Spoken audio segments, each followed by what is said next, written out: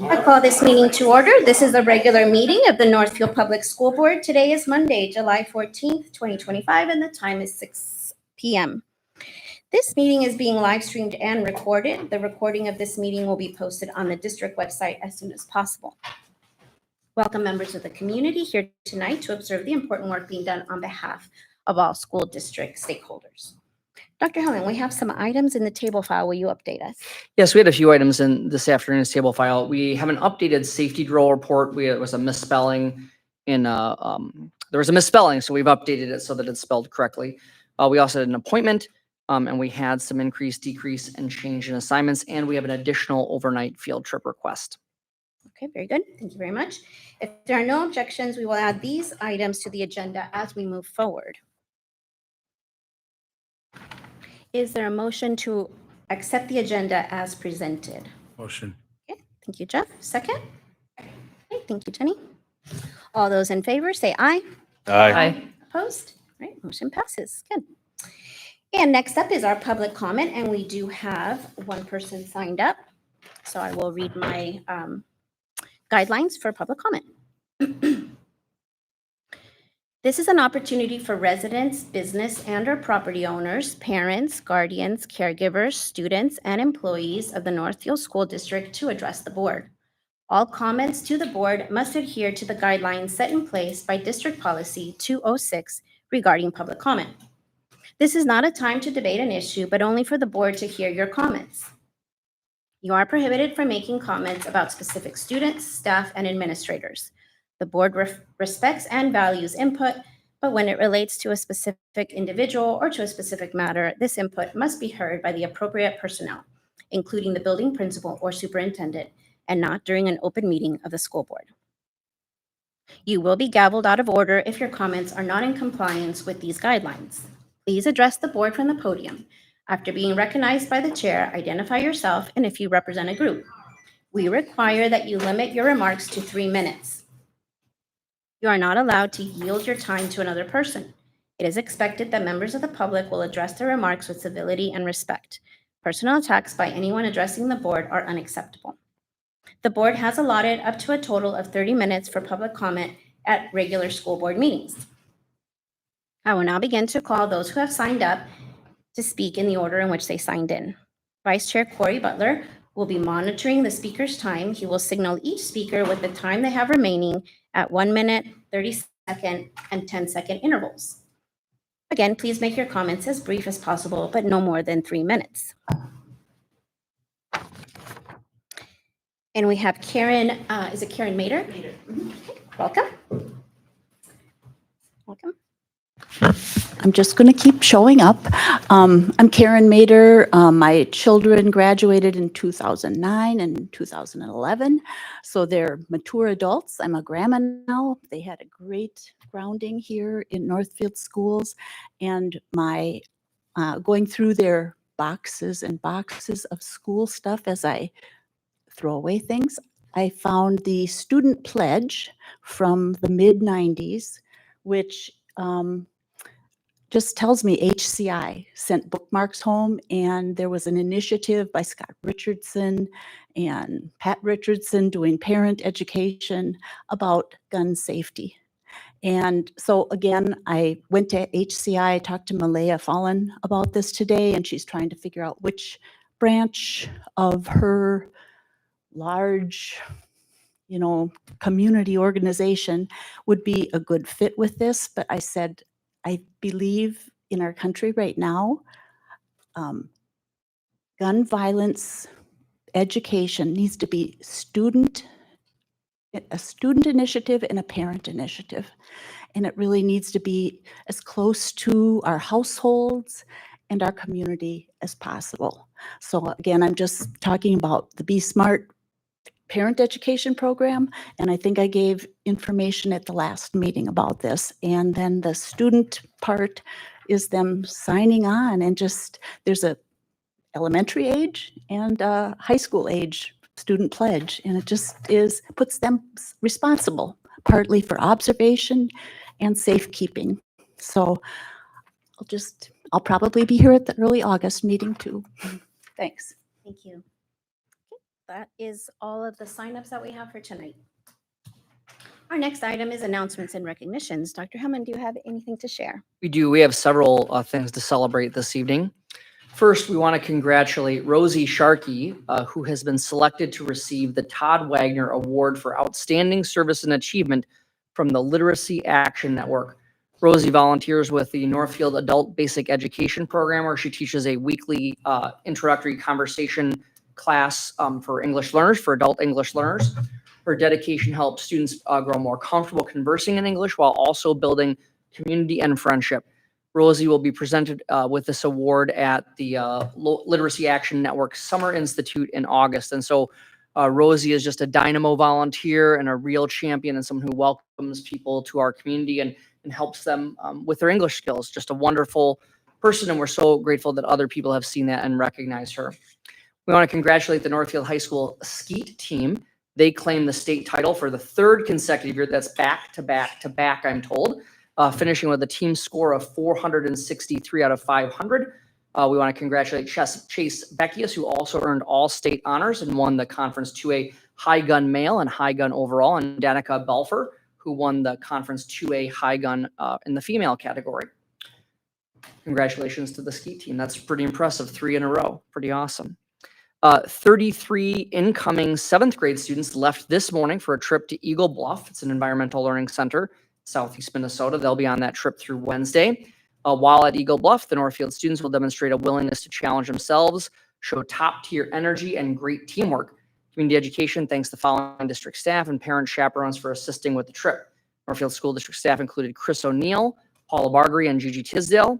Volunteer chaperones include Jess Renderos and Ricky Drewitz. So good luck to all of those folks at down at Eagle Bluff. We also want to congratulate the Northfield FFA. They received a $5,000 donation thanks to Jeanette Sheehan of Rochester, Minnesota. Jeanette was the winner of this year's Culvers to Farmers with Love contest. The FFA will use those funds for a community service project. And at this time, I'd like to take a moment and introduce to the board and to formally to our community, Chris Dibble. Chris is the new Northfield High School principal. Chris brings more than 25 years experience in education, including more than a decade in secondary school administration. He most recently served as the high school principal in Albert Lee. He also has experience as a middle school principal and a high school dean of students. Chris holds a bachelor's degree in instrumental music education from the University of Wisconsin at La Crosse, a master's in music education from the University of Minnesota, and an education specialist degree from the University of St. Thomas. Chris was selected from a competitive field of nearly 24 applicants, and the selection process involved approximately 50 staff members, students, and parents. We want to thank all those people who really came together and volunteered their time to help arrive at this critical decision. And so I want to give Chris just a few minutes to introduce himself a little bit more here. Let's welcome him to Northfield. Thank you. Thanks. I'll take way less than a few minutes. I'd like to thank you for the opportunity to serve with you and to serve the students of Northfield. It has been officially 2 weeks in, but it's been a great month and a half actually getting to know everybody. Dr. Hillman has been outstandingly welcoming, along with all the staff members who I've met. I look forward to meeting with a whole bunch of teachers Wednesday and Thursday. I have 15-minute blocks going all day. Anyone who would like to sign up, feel free to come in and say hi. Really look forward to this upcoming school year, and I know you have a lot of business to get done tonight. So with that, thank you, and it'll be great to see everybody as I intertwine into the community. Thanks. Thanks, Chris. And those are your announcements and recognitions for this evening. Excellent. Board members, do you have any announcements or recognitions you want to share tonight? Okay, then we will move on to item 5, which is our items for discussion and reports. First up, we have LMR Media advertising update and also proposed district advertising revenue allocation procedures. Lance Reister with LMR Media will present the update on the advertising plan, and Director of Finance Val Mercer will present the proposed procedures for allocating that revenue. Welcome. Welcome, Lance. Thank you. Yes, I think all of you know who I am. Lance Reister. I think we've all met. I have LMR Media, which is we're thankful to be the school board's representation for marketing and advertising across here in southern Minnesota. We also have Northfield Live, the streaming service, of course, here for Northfield. And Albert Lee. So I already knew this guy. You got a good hire here. So let's see. It looks like I'm running the slideshow. So a brief recap here of quickly what's going on. The initiative began a few years ago, and we're cruising right along here. It's been it was a great idea to get this going and be able to monetize a lot of the space. Northfield School District has a lot of prime real estate that we can able to be utilized to connect the business community with the school district. And we've already started doing some, been able to do some projects already with that money. Here's a little update. I think all of this was emailed to all you guys. So I'm going to go quick for the time.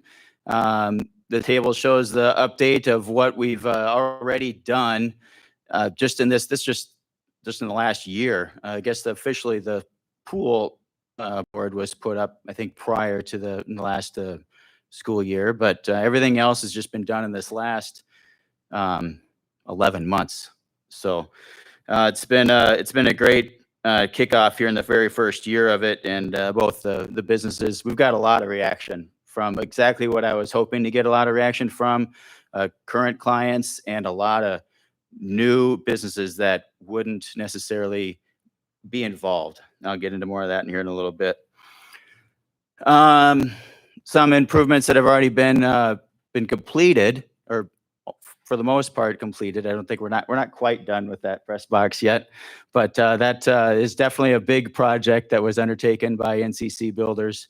Of course, John Mahal had a lot of input on that back here. That thing was in really rough shape. Val had asked us here a few days ago to include some before pictures. We did not get that included for you. If you want some, we can certainly provide them of what the windows were looking like, the rot in the flooring. Some of the windows didn't close. You could barely see through them. NCC Builders fixed why it was rotting, where the drainage was coming from that was rotting things out, along with, as you can see, some new windows and the siding. Some other upgrades happened here. The audio system upgrade. Actually, the PA announcer will be using now microphones like what is in front of you now that I see them. It sounds great. We also installed a wireless mic for the referees. That'll be tested out here soon. 2 wireless mics, actually. So a handheld one you can use for like his fall meeting will be the first good test of it. Plus, we'll be able to put a lav mic on the referees. So we'll get that good first down call and touchdown call. So that'll be through the PA, and it'll also be a direct feed into the video stream as well. So it's pretty sweet stuff. So that's just the press box.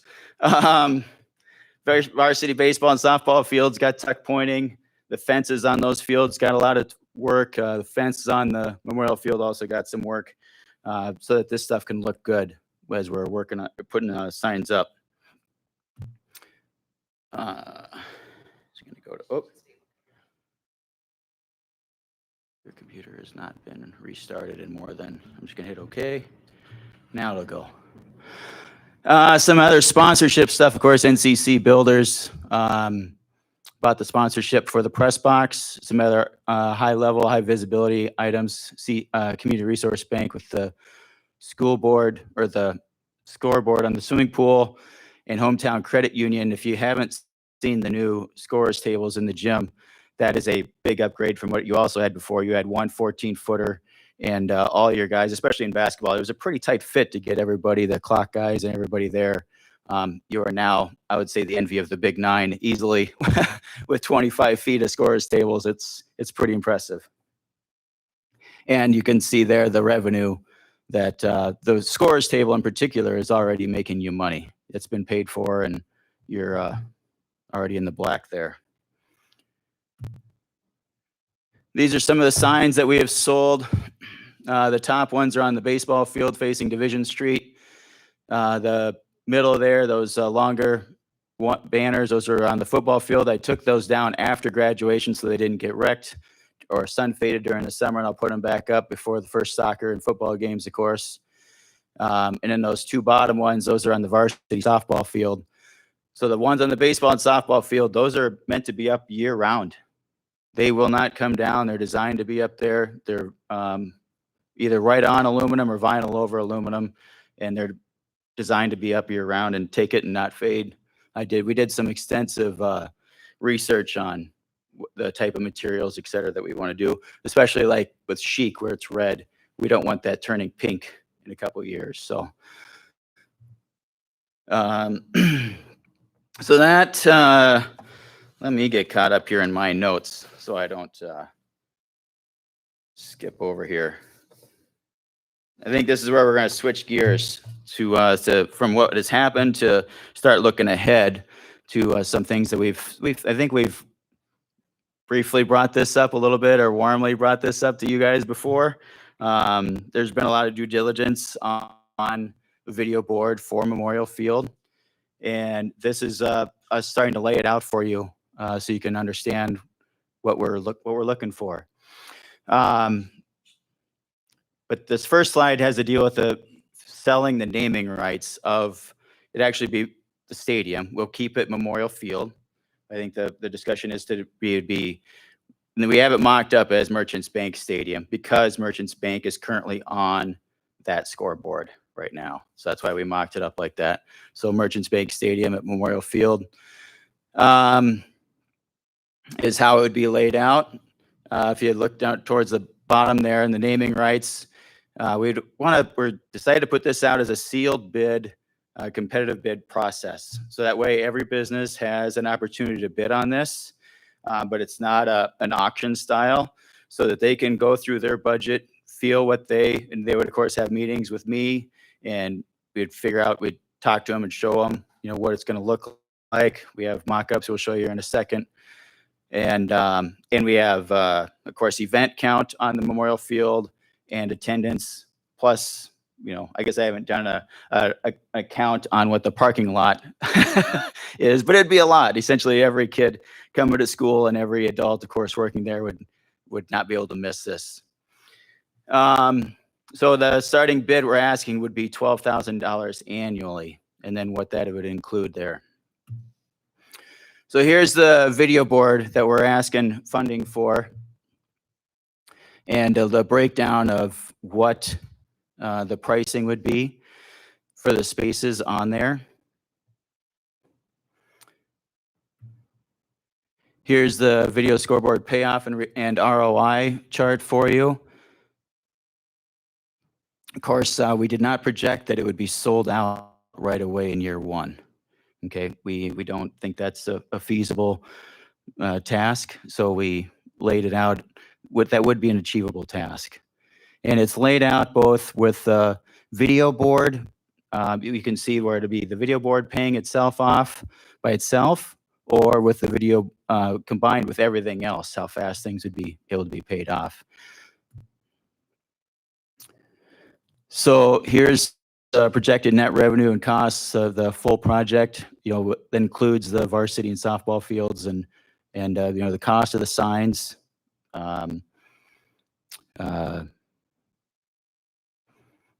Years 1 through 5 and years 6 through 10. So next steps would be, we of course we're asking for a request for approval of the new video board. And we would continue to sell. We don't have the football signage sold out. We hoped that it would be sold out. We had a lot of interest. I did a video in the spring specifically about the football banners. I'm not sure if we'll get them sold out now. We'll see. There's only 7 left of those long ones. We have a lot of more space that we haven't even put into this that Mahal and I have identified. But if we just provide too many options, it just drowns people in the decision-making process. So there's a lot that isn't even in here, including anything from the Reimagine. So that's the gist of it. I certainly appreciate your comment. Yeah. Thank you, Lance.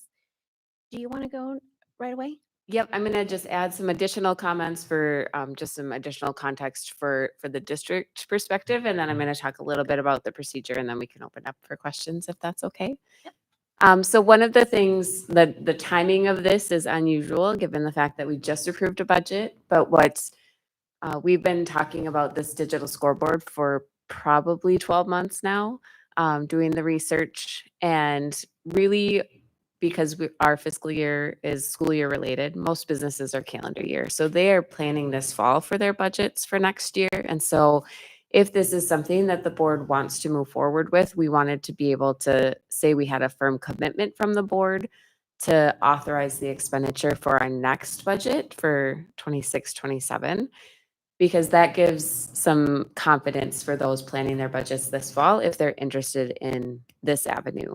So matching up the timing of the businesses in town's budgeting and us doing these projects has been kind of a map that we're figuring out, but this felt like the best avenue to say, yep, we're interested, and we have lots of lead time and planning time to get everything accomplished, as well as giving the businesses notice that this is what we intend to do.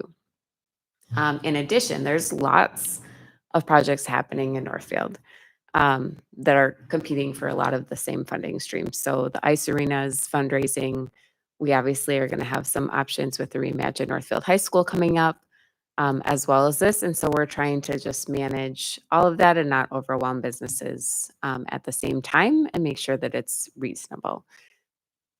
So this will be on the agenda at your next board meeting for approval for asking $400,000 of general fund. I want to make sure that's super clear. This is, our intention would be not to put it in operating capital because of all the other things that we've allocated throughout that.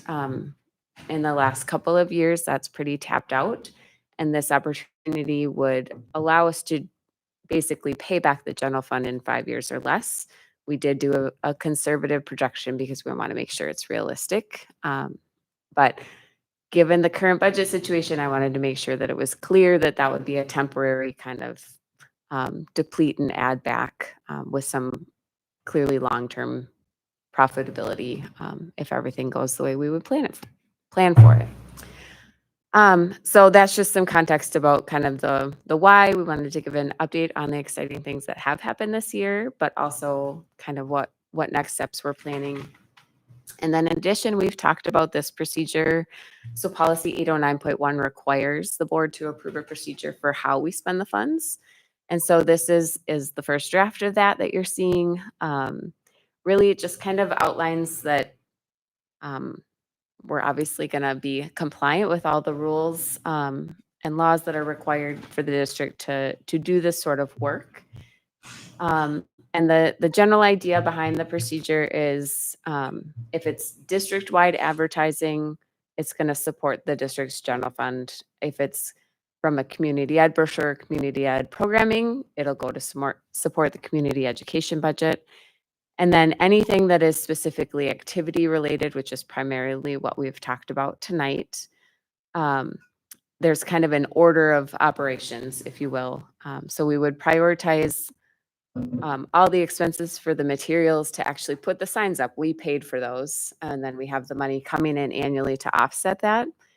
And then maintenance and repair of any of the existing activity facilities, which you've seen some of the product of already. And then we would provide any scholarships for participants in financial need. And then maintenance of existing activity programs. And then after that, if we still have funds available that we want to spend, we could assist in any district continuing programming, if that makes sense. So that seemed to make sense to me and those I've had review it, and how we would allocate the funds. It'll be tracked in a separate account so we can make sure we know that it's allocated appropriately. But that is the first draft to make sure we're in compliance with that policy 809.1 and all the work we've put into this over the last year. So I think those were all the points I wanted to highlight. And so both Lance and I are available for questions. Yeah, thank you. All right, board members, do you have questions or comments at this time? Okay, Amy? Hi, Lance. Thanks for coming. Always happy to hear your presentation. And I know last time I gave you a lot of questions about the press box. Yeah, So the first thing I want to say is, I think the press box looks great. Nice work. thank you. Thank you. And now I have a question about the scoreboard, which I am very excited about, first of all. But it seems like we have all the space on the back, which I know you're hoping to fill up with ads, but it would be really nice if we had like a scrolling sign on the back that said, welcome Owatonna Bears or whoever they are, or congratulations graduates. And then you could actually sell little advertisements in that scroll even to make up some of the money because it's right at the entrance. And so people are going to be walking through there. So I think it could be a welcoming sign. And as you said, a lot of people in the parking lot are going to see it as well. Yeah, that is not something that we have seen. I have not seen anything like that on a video board. But I mean, I don't know that it could be possible. So we could certainly look into it. But yeah, I haven't seen it, and it hasn't been brought up in any of the meetings that we've had as a possibility. Well, Yeah, yeah. right. I mean, it just would seem, I suppose most places don't need a two-sided sign, but we actually have activities on both sides of the sign, and maybe we Right. could make use of that. Yeah, this would like you guys are saying, as far as being different trailblazing, this could be an opportunity for that. I'm guessing it's not going to be a cheap addition, of course, but we can certainly ask and see what it looks like. I would appreciate that. Yeah. Thank you. Anyone else, question or comment? Okay, Jeff? I would just add to Amy's idea, even if you didn't do that, if you could just spec out or make the probability when you're putting in that one sign that it could be the possibility of having another one behind it if, you know. Right. So. Yep.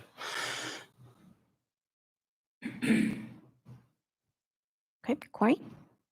Hey, Lance, good to see you. Thanks. I have one question, it's probably for Val, though. So it's concerning the payback on the initial investment. So I want to make sure I followed the distribution plan here. So the Memorial Field sign would be considered specific to activities, not district-wide. Is that correct? Yes. So with the 5-year payback on the expected 5-year payback, is that still included, though, in the district-wide advertising piece? How does that part happen? Because if that's the activities, doesn't that come back in the third part? I guess I didn't follow that part about the payback with the So scoreboard. if the advertising's in an activity space or on an activity device, for lack of a better piece of equipment, I would consider all that activities. And the rationale, just for full transparency, we subsidize our activity program pretty substantially in the district. And so really any funds that are coming back to support that program directly, indirectly almost directly benefit Just the less general coming out of fund. the general fund at that point. Yeah.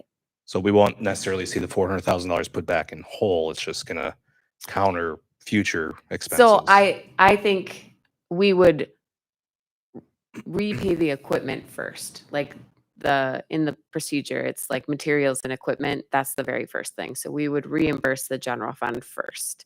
And then any advertising would be additional for the for the activities revenue. Okay. Does that make sense? It does. Yeah.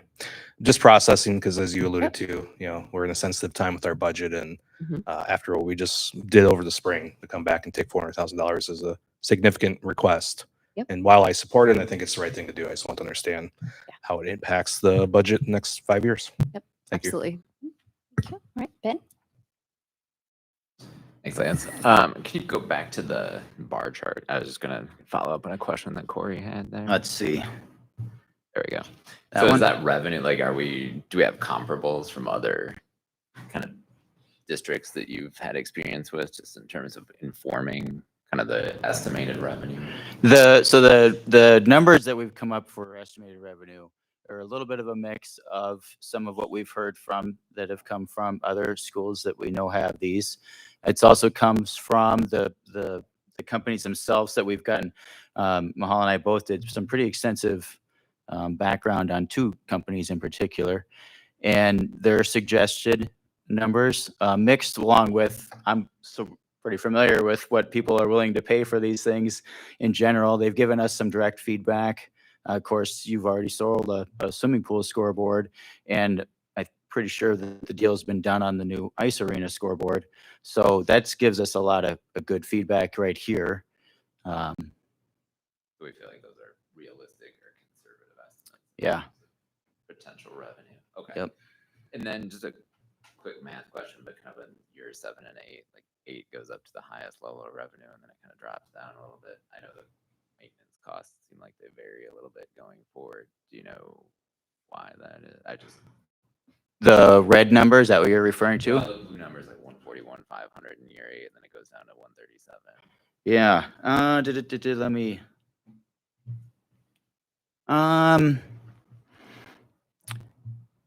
I'm not exactly sure right now what's off the top of my head what that would be. Why it does dip, because it should keep going up, because everybody in year 8 would be I'm guessing it has to do with renewals and what they're renewing and when.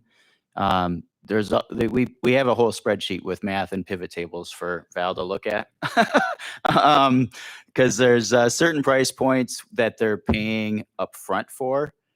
So like their logo on the front, where other pieces like on the back and also playing TV commercials during a game, that's annual. So I'm going to guess it had to deal with a couple of those that they would have paid for were sell out in year 8 in that piece, and then that you're not getting that renewal in year 9 would be my guess. Something about the assumptions. I mean, Yep. just curious. Yep. What's the lifespan on like a scoreboard like that?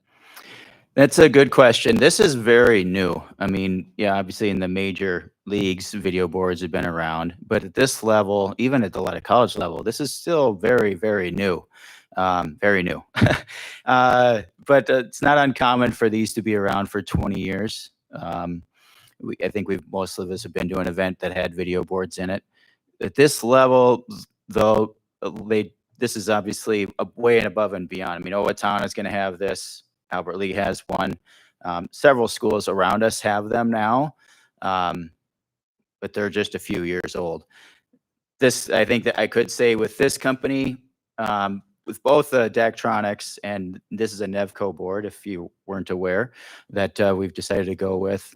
Both of these companies have been in the business for a long time, and both of those companies also do everything from front to back, as far as the actual material, the actual board itself, and the software, versus what Faribault has in their gym. That is a Chinese board in their gyms, 2 of them, and then ScoreVision is the software that runs on them. So those, I wouldn't be as confident in the life expectancy as I would these. Is there a warranty for the like the board? Like, I knew that was going to come up. I don't remember if we're getting a 5-year. Do you recall what the warranty is? There was a 5, it depends on what it is, but a 5, 10, and a 12 part warranty with everything. okay, and that comes just with the purchase price, or do you pay more for it now? Or It came with it, yeah. depending on what the component is. Yep. Looking at the assumptions, right? We get out to year 5. Yeah. I just had one more question for Val. So would set up a separate fund or a separate account within the general fund to capture that Yep. revenue, capture and track the revenue, but it would go back into the general fund. Yes, yeah, it would all be part of the general, just like activities as part of the general fund. We would likely have kind of an assigned fund balance to track both positive and negative so that we could isolate that when we're looking at our fund balance calculation and that sort of thing too. And I did find the table and with all the detail that supports this. And there are some lump sum renewals in year 8 where they're paying for multiple years. So that's why it goes up and then comes back Yeah. down a little bit. Thank you. Anyone else? Okay, Maggie. Hi. Hi. My question is about this chart as well, with the costs over the ensuing years. Can you talk about what those costs might be? Is it electricity, staff time? Like what's in that red number? Yep. I believe most of that is my commission. Okay. Yep. There is, I think she put in there $5,000 per year for maintenance costs on it. Yep, But the there's bulk of things it like is- light bulbs and Yeah. things that we would have to replace and just make sure we're keeping it up. Yep. Thank you. Yep. Okay, Jeff. I would assume that's insured somehow, acts of nature, lightning, or is that just Yep, against the yep, district? it'd be on district property, so it would be insured. Anyone else? Yes. So I appreciate all the board's excellent questions tonight. It is a large topic because this would be a very visible improvement to school district facilities. But I also want to make sure that board members are armed with that we have been charged with finding different revenue streams for the district. We know that the state of Minnesota is primarily responsible for funding schools.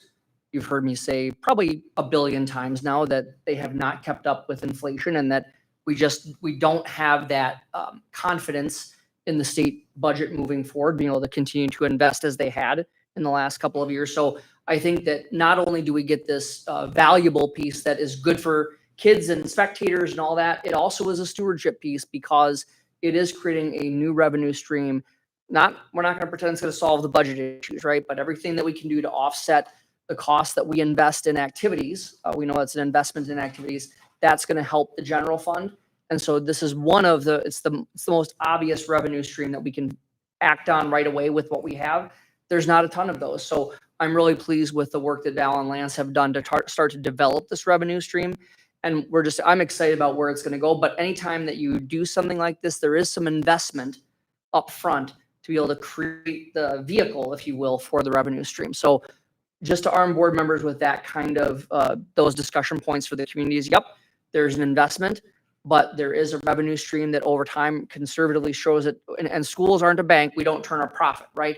But it would add funds to for our general operating expenses that would help us offset other lack of funding over time. So just wanted to make sure that both the community and the board have those talking points. Okay, thank you. Ben, you have a question? No, I was just gonna add to that. I mean, I was gonna do a quick back of the envelope calculation. I mean, if you took that same amount of money and 5% rate of return, over that 10-year period, you'd still be less than at least what this estimated revenue is. I mean, just holding and investing that money, which we do to some extent, but this is a recognition that there is, as long as these numbers hold true, a reasonable rate of return. Thank you. Okay, Amy? I have one more question. We focused on the scoreboard, which is going to be amazing. Mhm. But I have a question about the income from all of the other sources. Do they just go into the general athletics budgets to enhance them? Or does the softball team get the income from the softball field and the baseball team get their income? And can any of that income go to helping pay for the scoreboard? How does that all work? Yeah, nope, that's a great question. So the procedure document that was in the packet helps drive some of that. So to date, we have brought in probably 50 to 70,000 in actual just lump sum payments for the signs that you saw presented. And so that does not go straight to baseball or straight to softball because that's inequitable for sports that don't have the same facility access. And so it is going into, we already have the account set up actually. So we're tracking all the expenditures and the revenue that's coming in. And so we will have some funds to already support the new scoreboard, just not the full expenditure. And $400,000 is the full current anticipated expenditure. Put my caveat on there. And so we'll be able to offset some of that, but we also want to make sure we have enough funds to support whatever else we have going on and make sure the maintenance of all those things are kept up as well. So it is possible that it's going to be paid back in faster than 5 years, depending on how this continues to go. But obviously we want to present conservative projections and estimates. Does that answer your question? Thank you. Yeah. You, anyone else? Thanks, Lance. Mhm. Thanks, Val. Thanks. Okay, item B is our attendance report. We'll have Instructional Service System Specialist Carrie Duva and Attendance Navigator Melissa Hansen presenting an update on the student attendance, the progress associated with the district's participation in the attendance pilot grant, and answer questions about the proposed changes in the procedures. Welcome. Thank you. Yeah, I'm Carrie Duba. Thank you. I am an instructional systems specialist, and I'm taking the lead on the attendance pilot. And we are thrilled to have Melissa Hansen joining us in the district as our attendance and family support liaison. And just a quick heads up, we have this lovely division of labor when we do our work. I do most of the talking. and she produces the genius. So I'll walk us through the slides very efficiently, and she and I will both be available for questions. Okay. All right. So what I love about our attendance pilot and our attendance work is how we have the opportunity for more students to be able to realize our vision for them. And it helps us to achieve these benchmarks every time we have an additional student consistently attending. And so this is exciting work for us to do. As part of the attendance pilot, as you recall, we were legislated as one of the attendance pilot districts, 13 in the state. I think it's an exciting opportunity for Northfield. I really do. We have a goal. It's the same goal really that everybody has. And it's that every day, at least 90% of our students are on our campus. We meet that handily every day. We have more than 90% of our students showing up in our buildings. And the other part of it, though, is that we want at least 90% of our students to be here 90% of the time, right? And that's the metric that we watch pretty closely. We're not there yet. But we are getting close. Really excited to be here tonight because our attendance data is really, really strengthening and it's really improving. As you look at our data now, to be sure, that is the 24-25 school year data for our buildings. It is the 2023 data for the state of Minnesota because it's from the Minnesota report card, which, as you may know, lags by 2 years. So just keep that in mind. In work with I'm doing with the pilot, it is unlikely that that has substantially changed. So I think it's a reliable comparison. And you can see we outperform the state in every building. And you may also be noticing that the ALC isn't there. The ALC tracks its attendance differently, seat time, minutes, that our data systems don't really handle cleanly. So to put up a side-by-side comparison is a little, puts the ALC at a disadvantage. So at their request, we don't put them up side by side with the district, but we track their attendance very closely.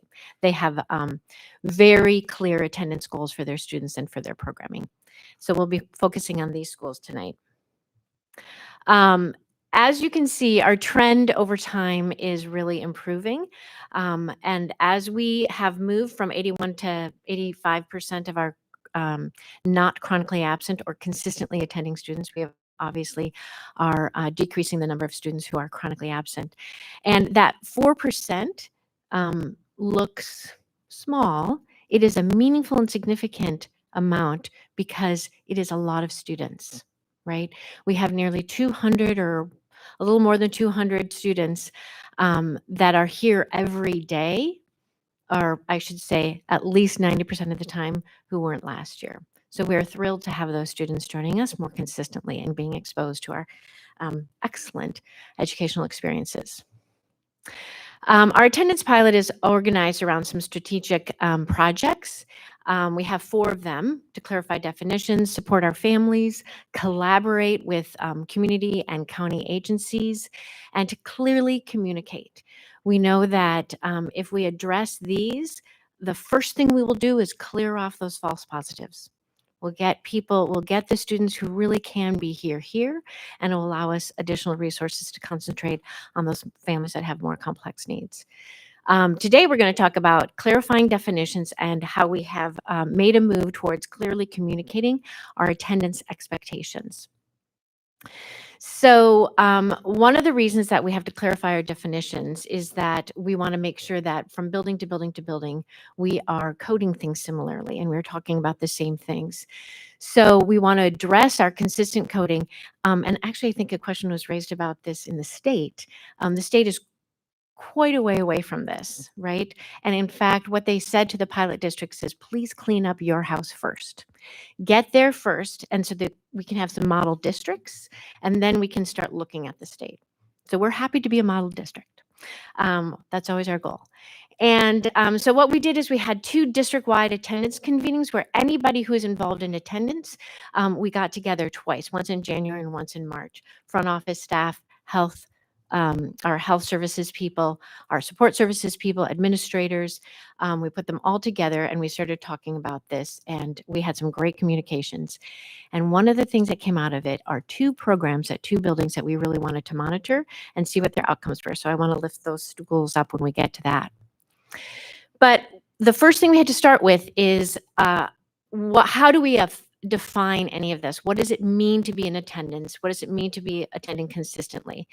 And one of the things that I think gets conflated is consistent attendance or somebody who's chronically absent is not the same thing as habitually truant.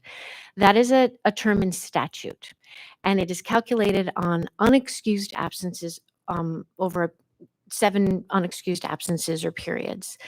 That is a subset of the work that we do. When you look at chronic absence and consistent attendance, it's really a proactive support. If we go after this, we don't get to habitually truant, right? So we took some time as a group to define all of those things, that we're all talking about the same thing. And in particular, tardy was something we needed to go after, because what we weren't capturing is the impact of tardy.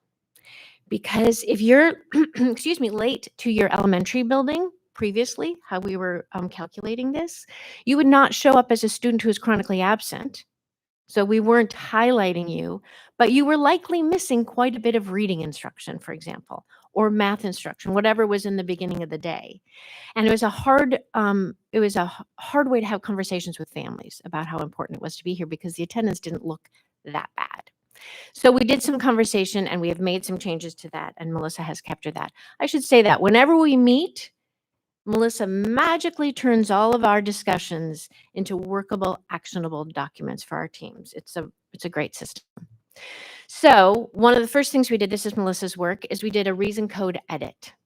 We got together, we said what codes are old and can be eliminated, what codes need to stay but perhaps be modified, and what codes can be collapsed together. And then we also came up with a naming convention or a coding convention, so that it's coded similarly across the board, so that when we're looking at our data, we can understand it and we can look for patterns more easily. We really have been able to identify patterns. I want to show you this. So our first attendance convening was in January. Oh, hasn't been restarted yet. And this is how many reason codes I was able to pull from our viewpoint system. And then March, we had another one after we had done the reason edit, and we had almost cut that in half. And as we start the new school year with the new codes, that will be even tighter and cleaner. And one of the things that came up very, very clearly for us, which guided our work, is that excused absences are our issue, not unexcused absences. And we have excused absences at a rate of more than 3 to 1 for unexcused. And the most common reasons are illness, as you might imagine, and parent request. So that started our conversation about how we start to address those 2 things. And as we looked at our data, and as we looked who was here and who wasn't, and what strategies were being used, there were 2 programs that stood out in 2 buildings: the high school and Bridgewater. And they shared some commonality. They're data-based, they worked with teacher partners, and they utilized our Talking Points instant translation messaging system. At the high school, teachers were assigned a student who the previous year had met the definition for chronically absent. And we assigned low risk, high performing, but high absence students to the teachers. We didn't want them to have complex needs students, but we wanted these students to be made aware, and their families to be made aware, that somebody was there and checking their attendance, and we really want them to be here. And they were called their attendance mentors. Those teachers were their attendance mentors. And they checked in with them regularly. Becca Bang organized it, and she would send out reminders like send a text to your mentee or reach out to your mentee and check on their attendance. At Bridgewater, they increased their attendance team membership. And an attendance team typically has our family liaison, our family engagement navigator, behavior coach, social worker, front office staff, and the nurse. And they met more regularly, and they used our early warning system from one of our previous data integration systems. And they watched, and if a student was approaching 8% absent, they would reach out to the teacher. You have your eyes on the student, we have our eyes on the student too. Have you been in communication with them? Should we be in communication to them? So they were right in front of that 10% absence. So the results of that are great. So here's the high school data, which I think is remarkable. You can see that they've been increasing their rates of consistent attendance over time, but between last year and this year, they made a large jump. So they're at nearly 80% consistently attending, which is fantastic because we know at secondary, that's where students are in charge of their own attendance in many ways. That's where a vulnerable area for consistent attendance. So they look great. And if you look at the rate of students, the number of students, I love to translate that into actual, student coming in our door. That's 25% reduction in the number of students who are chronically absent. That's enormous. That's almost 90 students, which I was thinking about is a third of a class about. So that's great. But further, the other exciting data, I think, is that when we look at that chart on the bottom, that is the percent of students who showed improvement on these measures. So the top line, all students, 60% of students at the high school improved their attendance rate. 71% of our students on our SEL screener, on our SSIS SEL screener, 71% of them showed an improvement in their responses on externalizing behaviors, impulsivity, argumentation, fighting, things like that. Similarly for internalizing, lonely, sad, and 63% showed an improvement in stress, stress responses, decrease in stress, right? And then 66% showed an increase in connectedness. And those are questions like, I have a teacher, or teachers care about students. I have a class I look forward to every day, things like that. But as you can see, highlighted in green, those students who had a mentor all year outperform the other student body by a significant degree, right? 83%, 81%, 81, 76, and 71%. I think that's remarkable. I think it says a lot about what it means when you highlight those relationships with students. 83% of those students who are at risk for chronic absentee improved their attendance. And this one is a bit crowded, but deserves to be up there like this because if you look, column purple is the most recent school year, the school year ending in 2025. And if you look across all of those groups, special education, our multilingual learners, students who have a low income, and race, you'll notice that every single group improved their attendance. That is remarkable. That is hard to do. And I'm going to just say, I'm going to show you this and I'm going to say why that's hard to do. So here's Bridgewater, and this is actually a thrill for me. Bridgewater is the first school who has met our goal. They're there. Like if they continue at this rate, they have met the goal. And if they can hold on to it, it's remarkable. They have fewer than 10% of their students last year who met the definition for chronic absenteeism, which is remarkable. And it's down from 12%, nearly a 5% improvement. Now, Bridgewater did carry most of this by students who are white, their improvement, which is important, right? There's a group of families that we hadn't been reaching and they reached them. Their next growth target is to make sure that they can see that improvement across the board. The next thing that we wanted to highlight and what we have worked hard on this school year is to clearly communicate expectations. That is a bit of a shallow potato or low-hanging fruit. If we can at least be clear about what we expect from families, then we don't have confusion about whether or not you should be here. And so one of the main activities under this was to revise the district handbook. And I know you have seen those. That is the work of Melissa Hansen. She did that in great detail of bringing all of those handbooks across all of the buildings into coherence, very consistent language where they could be, some places where they have to be slightly different. That's the big move. And then we are sharing and acting on the data across the district frequently. We talk about our data. And we are setting and sharing expectations around those two high frequency reasons, illnesses and personal request. And we are sharing and clearly communicating the impact of excessive absences. Missed instruction is missed instruction. Excused, unexcused, ill, parent request, missed instruction. One of the things that's really important to communicate to our families is that if you miss a lot of school, and we have some students who have missed double digits days of school for family activities. We are resource lean when it comes to providing additional support. All of our students get our attention.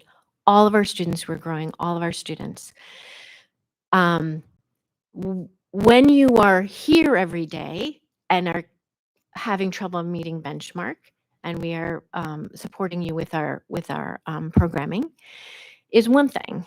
If you are choosing to do something different for several days and you're missing instruction and you're falling behind, now we're stretched a little bit to meet your child's needs too.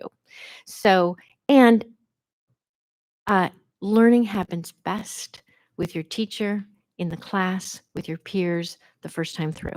We know that that's a successful way to learn. So those are some things that we just want to be able to communicate to families. We will support your students. We want your students to learn, and learning happens best in this way. And there's a lot of value. Now, what I want you to see is that we have a consistent plan for communication. It's all linked. The attendance handbook, district-wide and building-specific revisions for clarity and consistency. We're talking about the importance of attendance. Please be here. Our teachers are gifted. Our programming is excellent.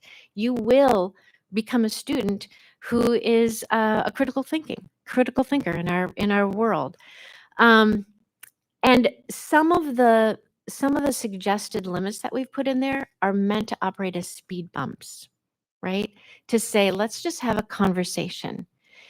Once you get beyond this point, we should talk about what that impact is. There are known impacts for excessive absences. We know that that slows educational progress. There's a lot of research that says that. So we just want to make sure that we have lots of opportunities with families to have those conversations and to share with them the impact of continued absences. But we have that message coming out in our principal s'mores. We have templates for the superintendent to share. It's going out on our social media.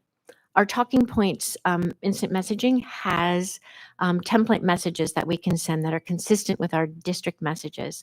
And they're really, we just want you here. We miss you when you're gone. You will learn better. We will support you better when you're here. And our attendance teams are operating in a similar fashion. They're looking at the same data. They have the same thresholds to act on. When you miss 8, when you accumulate 8 absences, you get a letter. Heads up. When you miss 10 days for being sick, at that point, we're going to request medical documentation. You have 5 absences where if your family has to take you out for 5 days, we understand. On the 6th day, we're going to say, let's have a conversation about what will happen if this continues. All of our attendance teams have that data and have that pattern to follow. So it's a consistent message. You have a student at GVP and you have a student at the middle school, they'll hear the same messages. It's a collective impact activity. We're just all sort of rowing in the same direction and trying to get some power on our messaging in that way. We have, this came up, I think, last time when we talked about allowed absences in the handbook, and we've removed that language from the handbook. We've just talked about, at this point, this is what will happen, right? 5 absences, 6 absences for personal requests. At this point, we'll have a conversation. This is the initial messaging that will be going out to explain this. I've done a little bit of a blowout so you can see that we're really going after those excused illness and personal absences, which used to be parent request, but we've changed it to personal absences to bring that into alignment with what most adults will recognize from their workplace, and which will work better for 18-year-olds who may be excusing themselves. And then we talk about reasonable limits that, to be clear, most students don't meet. I think that's important. We're reaching for a goal of 90%. We're at, 85, or that's a lot of students who are here consistently, right? So most students don't reach those thresholds. And then we talk about what are the next steps that will happen if you reach those thresholds. And then we define tardies. All buildings will be operating on a 7 attendance check. So they'll do 7 attendance checks. So our front office staff in the elementary buildings will do checking attendance 7 times a day in a similar fashion, so that we have a consistent way of defining tardies. And 10 minutes into your first period check, and beyond that, you'll be arriving late. So we've modified that language again for clarity, clarity, clarity. We just want families to not have to think too hard about it, that we are saying what we mean.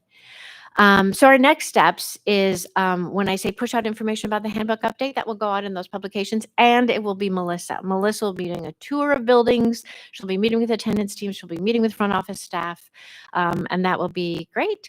We have a new data integration and visualization system called EduClimber, and we will get that up to speed so our teams can continue to be data focused. We are going to scale.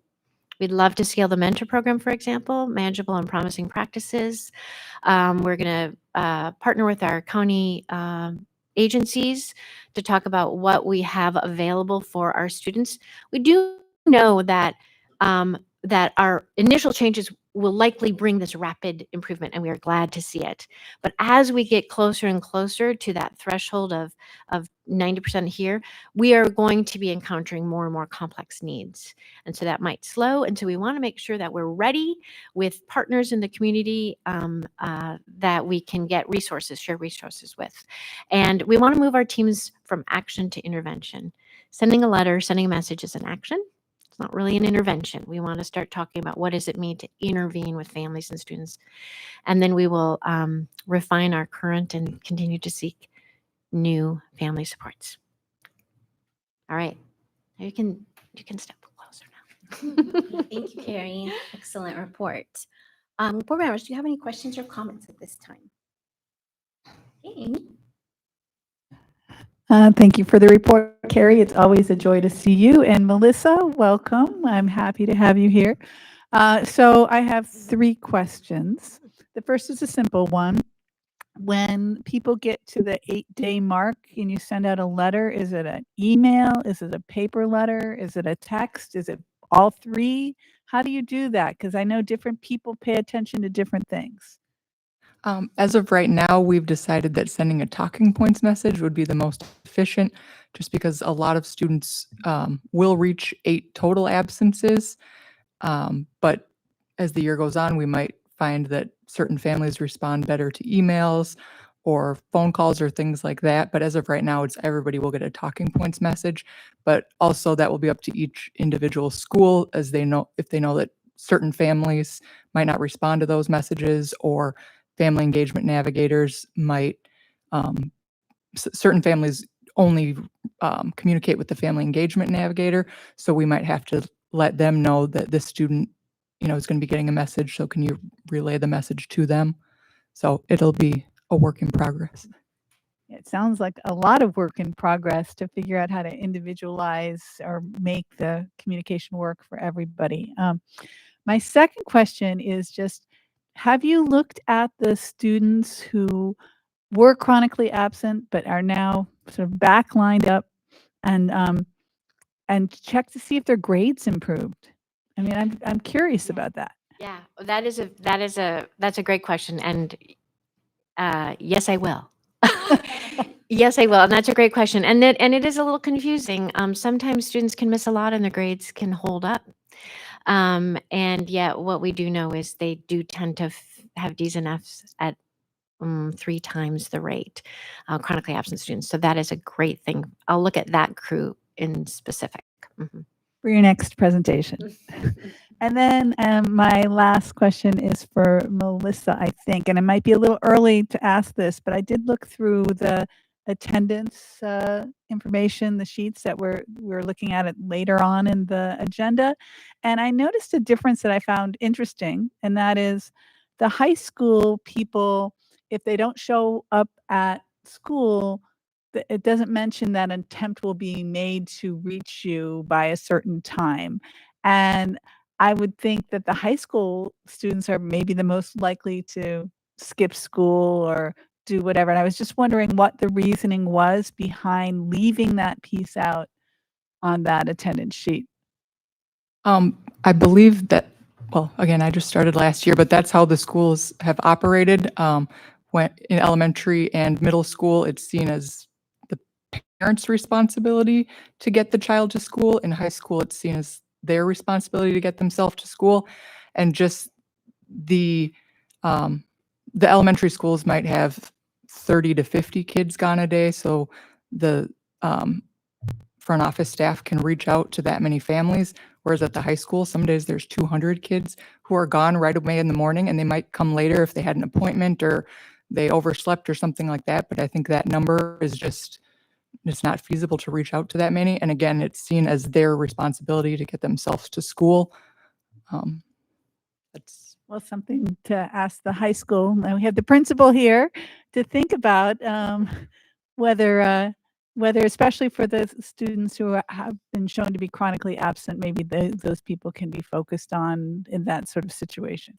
Well, I'll say that, so generally we have on file the parents' phone numbers, so we would call the parents, but a lot of the students, if they're chronically absent, calling the parent, might not get them to school if they're skipping Would get school or them in something trouble, like that. though. Well, but yes, but the parents still can see their attendance every day, and they parents still get phone calls notifying them at the end of the day that their child was absent from certain classes. There's automatic calls that go out, so they are notified. Thank you very much. Thank you. Anyone else comment or question? Corey? Hi, Carrie, Melissa, thanks for the presentation. Always appreciate that. Also really appreciate the clarity on the coding. I know that was a big struggle over the years, so congratulations on getting to that point and creating that consistency. Also, thanks for the efforts in addressing what I think you said, Carrie, was a rapid improvement year over year. So kudos on that. I appreciate the efforts there. I have one question concerning the reduction of about 150 students, just rounding from 750 to 600. It's a 1-year improvement, which is great to see. I know you addressed that. Don't expect that every year for obvious reasons. I get that.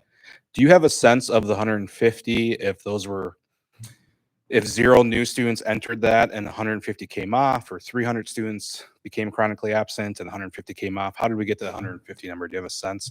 Because I'm thinking about how enrollment factored in this too, because we lost students. Are they all seniors who came off? Clearly not. I'm just trying to think what that sum 150 is collected of. Is it all 150 students who the prior year chronically absent? No, yeah, no, right. So it would be in total, there were, I can't remember now, 300 and some students that were, or whatever. I get the high school and the district one conflated in my head. We had that many students at the building. It may be different students, but they're fewer. So we may continue to carry some of those some of those historically chronically absent students, but we didn't add new chronically absent students, or we kept new students from becoming chronically absent, or we cleared off those ones that, and maybe they were at 11%. And it's that rolling, at any given time when we pull that data, since it's a rolling percent that's calculated. Does that answer your question? It does. And I think it was good news either way. I just want to see if it was better news than I anticipated. So Yeah. thank you. Anyone else? Question, comment? Jenny? Thanks, Claudia. I just have a couple of questions. One is regarding the mentor program at the high school, and then you said also Bridgewater participated? Well, they didn't have a mentor program. Their attendance team just adopted some procedures that were pretty effective. Okay, so then I was wondering how many students had the opportunity to have a mentor at the high school for that program? 130? 130? Yeah, about 130. students we had. And I do want to clarify, we've learned a lot and we've made some modifications. And one of the things is that we did have some students, because of this rolling 10%, we inadvertently would capture some students who had a peak of like a vacation last 5 days of the school year. And so they showed up at the end of the year as chronically absent. And so so some of those were false positives, right? But so there were more than 130 assigned, but about 130 kind of stayed. So And that was for the whole duration of the school year? we had some students that came off because they were at 90% attendance. And so if you were out of the chronic absence state entirely, then you had the option to be pulled off. And so Becca and Melissa and I looked at that data mid-year, and they reassigned mentors for the second half of the year. Okay, but it's so if there was 130 students, it was all the same students for that time. It's just that some went off. Some went off and new ones came on. Ones did come on, Yep. okay. So yep. And so then if students had developed some chronic absence, then they came back on. So we had a cohort that improved their attendance, but maybe improved it from 82% to 87%. And so then they stayed with us. But students who were at 88% and who had jumped up to 96%, we took them off. But then we saw some other students that were now below 90%, and we added them on to get a mentor. And then still regarding the high school, last school year, regarding the letters that were sent either through talking points or email, or I'm not sure if any were mailed, but regarding that letter that was sent out to parents after the child missed more than 9 days of school, what was the rate of response from those? Do you know? I guess I'm not sure what letter you're referring to. The letter that was sent out after the student missed more than 9 days of school this academic year.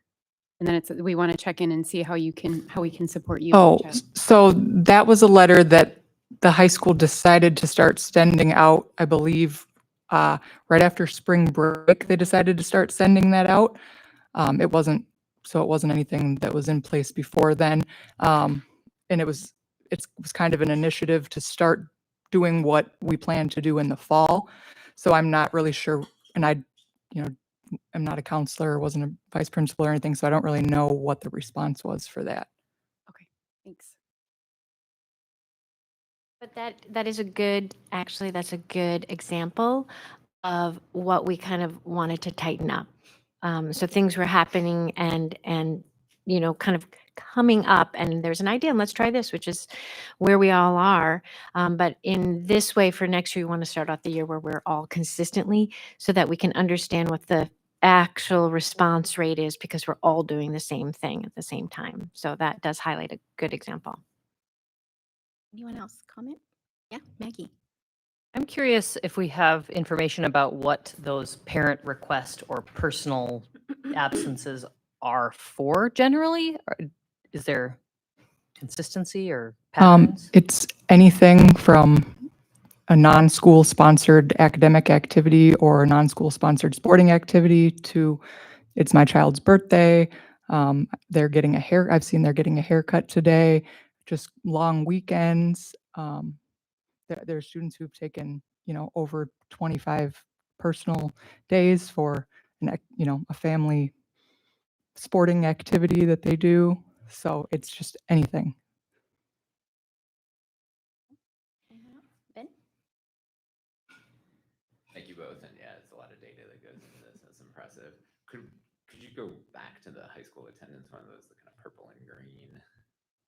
I just want to make sure I understand that one more back. One more back? Yeah, That one. that's the one. Mhm. So when I look at that, it's all students, then students with mentors all year. What does that mean when it says attendance rate 60% all students? It's the percent of students who improved from the beginning of the year to the end of the year. So if they started, so 60% of students had a better attendance rate in this school year than they had in the previous school in year. the previous school year. Okay, I've got you. So it's improvement rate Mhm. essentially. Mhm. And then remind me, and if I missed this, I'm sure I did, but the definition of chronically absent. Oh, I'm not sure that I defined it for you. Thanks for asking. It is missing more than 10% of the year-to-date school days. So it's about, for a total school year, it's about 2 days a month. And so what we watch is students can hit that. Students can hit 2 days a month, and that's a 10% absence, which maybe will resolve itself the next month. So we watch those students who have repeated. And is that the same? Do we have the same definition as the state does for chronically absent? Yep. Okay, That's so the is standard that a definition. fairly Yep. standardized Mhm. definition? Mhm. Gotcha. But not statutory, it's just more. Right. That's just a term that we use. Yep. Okay. And as far as what goes into that, it sounds like excused absences go into that as well. So it's something like if somebody had to leave early for a sporting event. Right. would that So be- there are excluded things, and it's any time that you are with school personnel. So if you're on a field trip, or if you're testing, or if you're with your school counselor, those things are not counted against that rate. They're counted as an absence, but not to meet the definition of. Right. They're an excluded excused absence. Excused absence. Okay, and that's part of the. I assume that was already part of our coding system, but Mhm. maybe got It updated. is, yep. Okay. We had Chris Nessett, who does all of our reporting for us with our student information system. She was with us, hand in glove the whole way, so that we are tracking what she reports so that we can keep it all in line. Gotcha. Just one last question. So when we look at kind of who meets that definition of chronically absent, are there trends we see in those data across the district? What do those look like? So thanks for asking that. We actually had the Carleton Statistics Group look at this. And what we know is that if you are male and if you are low income, you are more likely to be chronically absent. But what we also found, so we have known historically that low income is what is it is a sticky factor for chronic absence. But what we learned with a Carleton Statistics Group, which is that the medians are nearly exactly the same for all student groups. But the mean for our low income students is so much higher because they tend to have outliers that are gone 35 days, 16 days. So actually, when we put together our attendance pilot projects and we knew we wanted to hire a liaison, and by the way, 100% of the attendance pilot districts hired a liaison. We wanted Melissa to be available for a cohort model that could work with those outlier students because they drive our chronic absence number. There are also students who have very complex needs, and they are also students that we can look at historically, right? We carry them up, which is why the data at Bridgewater is so encouraging. Because if we can make that shift with attendance early, that would be fantastic. Thank you. Anyone else? Question or comment? That was a good conversation. I'm so thankful for the report tonight, and I'm just so impressed about all of the relationship that's involved in this whole attendance pilot, from phone calls to texts. Just so many actions that are supported by a relationship with the student or the parents. I'm just very impressed by that. And then I just wanted to be clear that when you talk about a mentor, you're referring to a teacher that was assigned to the students. And then did the students and the parents know that they were assigned to this mentor? That's such a good question. And no. And that is, in fact, one of the improvements is that it was a little casual, hey, why don't you, be a silent mentor for the student? And I think we lost some of the effectiveness, even though the results are good. But we really did need to bring the families on board right away. So Melissa has put together, and I think you probably have links to it in your materials, a very detailed guide for how we would proceed with the attendance mentors, with letters to families, notification from the school principal, consistent messaging. It's much tighter. And I think that it could be a very effective intervention. Good to know. And then, do we still use the phone, leave a message that your child is going to be absent? Do we still use that process? So if a parent calls, and I'm thinking about the high school specifically, but if a parent calls and says, my child is not coming to school today, but doesn't give a reason, how is that coded or how is that followed up? Do you want to answer that one?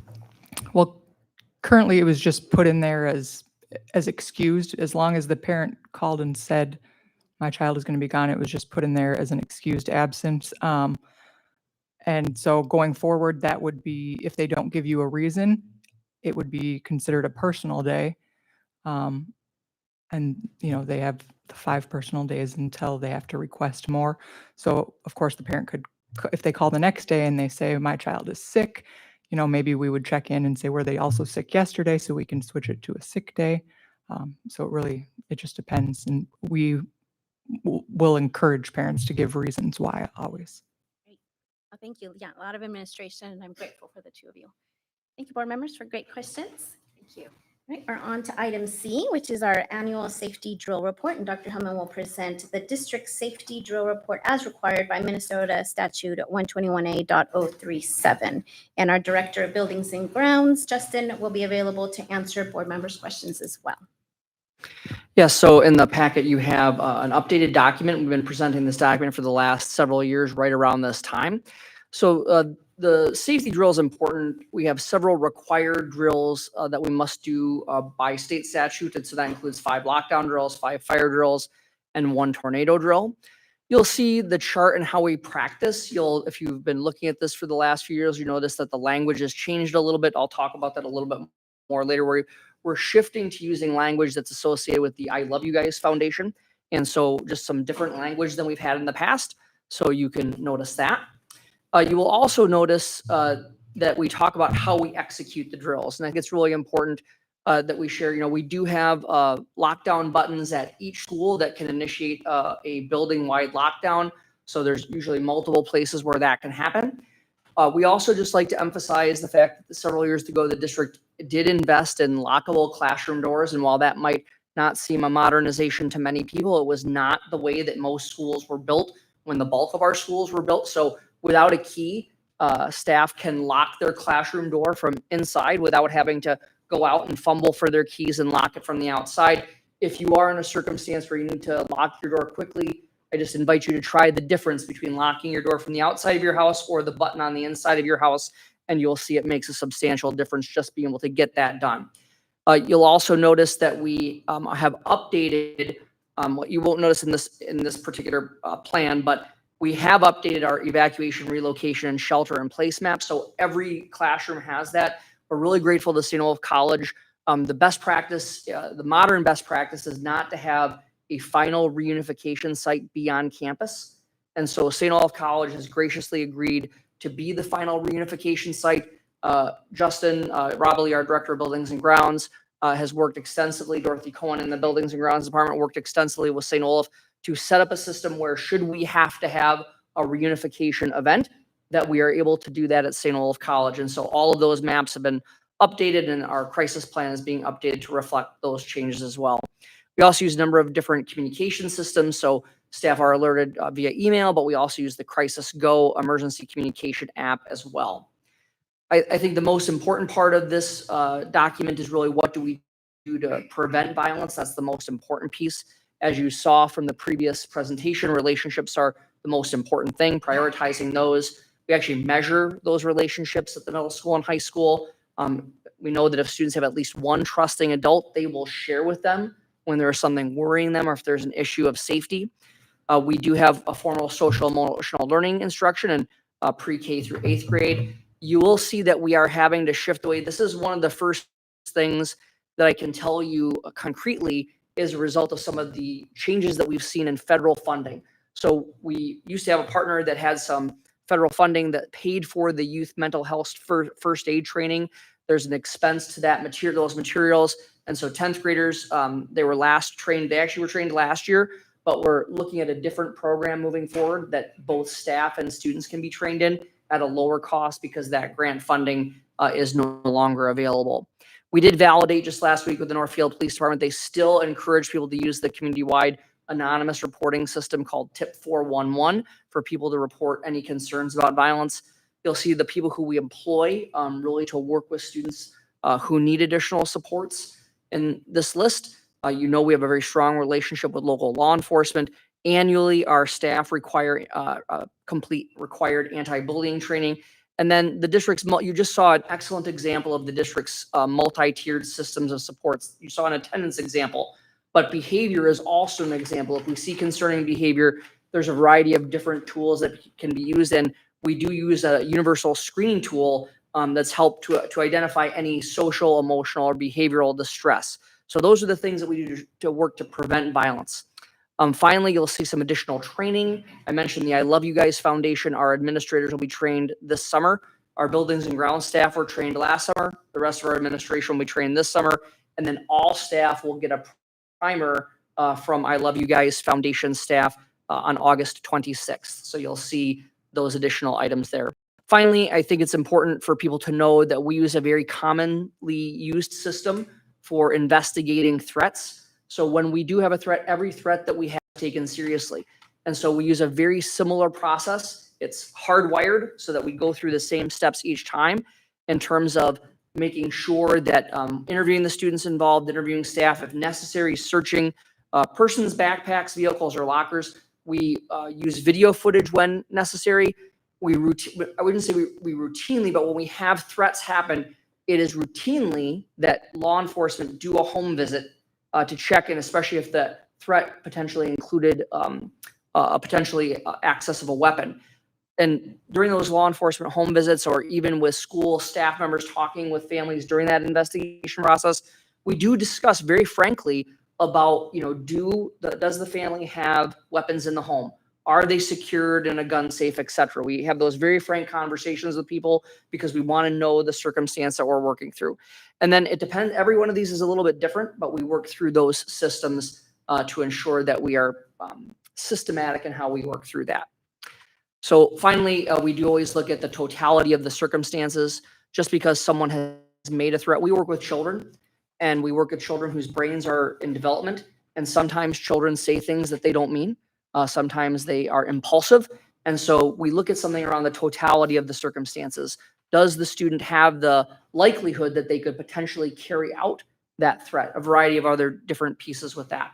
So we just think it's important that the community understand this and that every single threat is reviewed and we look into it. And we use this system each and every time. So we want every year we want to share with people what the processes are that we do to prevent violence, the kinds of things that we do when there are threats of violence, and then the safety factors that we have in place. So we'd be happy to, we're required to discuss these drills as part of an annual public meeting. And that's what we're here to do tonight.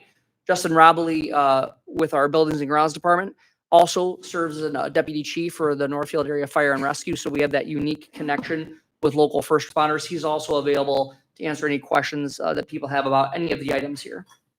Excellent. Board members, do you have any questions at this point? Okay, Amy.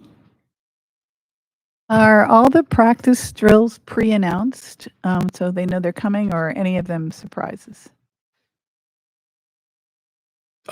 Any of the drills that are that we have to notify parents and caregivers, those drills are scheduled. The rest of the drills are, the staff is typically notified, and the district safety committee or the district office knows that the drills are going to happen. But essentially the students are not in the loop on it. So what Justin's referring to there is that anytime that you use in our district, when we use what's called a lockdown drill, that would be considered an active shooter drill. It's not an active shooter simulation. We're not bringing law enforcement individuals onto campus when students are there to conduct the drill. We have done that before to help support law enforcement professional development, but we've done that on the weekends when students aren't there. But the lockdown in our case does meet that definition, in my opinion, of what an active shooter drill would be, because we're practicing what happens when an intruder comes in, and we are required to notify parents, and they are allowed to opt their students out of those drills. Thank you. I also have a question. Back in the day when I was in school, there would be random people pulling the fire alarm. Does that sort of thing or something similar happen to it these days? Nowhere near as much because state fire marshal or state fire code has the only place that there is fire alarm pull stations is in administrative offices and boiler rooms. So there is not the random pull stations that there used to be when I went to school. Also, Thank you. Okay, Ben? Just a quick question on, thanks, Justin. The St. Olaf kind of reunification site, is that something that we practice as part of any of the drills that we go through, or just logistically, what does that look like? Because that is some distance from, you know, most of the schools. yeah, if there was an event where reunification did need to happen, there would be, it would be students going to an evacuation site, which is always within sight of any building. So it's that first step. And then from there, it's putting the pieces together of how it's going to happen. We have a pretty comprehensive plan that we put together with St. Olaf. We have a list of action items that need to happen, whether it's district office staff or building staff. And part of what we're going to be doing on the 26th brings that full circle for the administrators. And then leading into the staff workshop week is presenting it to staff. So it's putting in front, but trying to get every staff member to go through all the paces. It's more about willing participants at that level and giving direction with people that know what needs to happen. And just to be clear, so there's each school has an initial evacuation site. So for example, both Greenville Park and the NCEC evacuate to Emmaus Church, which is right across the street. If it was an event that needed to have a reunification, then what happens is Benjamin Bus becomes involved and those students are bused to St. Olaf College. Then there's an entire process of how we would reunify with families. We are attending a reunification drill that's conducted at another school site. My understanding is that the best practice is that it is not a high return on the investment for each school to put all of their students through a reunification drill. Think about, what would need to take place for that. So the work is really the tabletop work and the preparation. And then, through the I Love You Guys Foundation, we are able to observe a reunification event. But rather than each school doing that, they do that together. And then there are actors and things like that you're able to see how that all comes to play. So the best practice, in my understanding, is that it is not advised that each school district should do their own reunification, but rather participate in these more regional drills. Yeah, and I guess that was more my question in terms of the tabletop. So it's Benjamin Bus and St. Olaf, do they participate or will they participate Yes. in those type of activity? Okay, thank you. And St. Olaf has allowed us to do tours. Initially, when we set the whole process up, it was very comprehensive, very clear on what the district needed from St. Olaf, and they were gracious in accepting everything. Yeah, no, that's a very nice option to have. Good that community support is here. Thank And you. I think it aligns with our strategic plan partnerships, right? That's an example of another way that we partner with the colleges. Anyone else? Comment? Question? Maggie? Hi, I see that there are 5 required fire drills, but only 1 required tornado drill. Is that enough? And are we missing any other sort of weather events that could happen that might require some kind of planning? The severe weather drill that we do, I think aligns with what the state would require, the actions that need to take place. The fire drill turns into putting students in different places at different times of the day, and it can look like an entirely different process. But going into a place with no windows, and being requested to do, if it's sitting down with your head between your legs, or that drill is considerably more straightforward than what fire drills would look like. And you would typically have a chance to actually be in that situation before things kind of escalated. Whereas a fire drill, typically people are going to get caught off guard, and it just takes a whole nother fight or flight situation. So. Anyone else? Comment? Question? Just one more comment here. So I think, part of what the statute requires is that, we talk about the effective active shooter drills on the safety of students and staff. We've done that. We've talked with you a little bit about how they promote the safety by being prepared.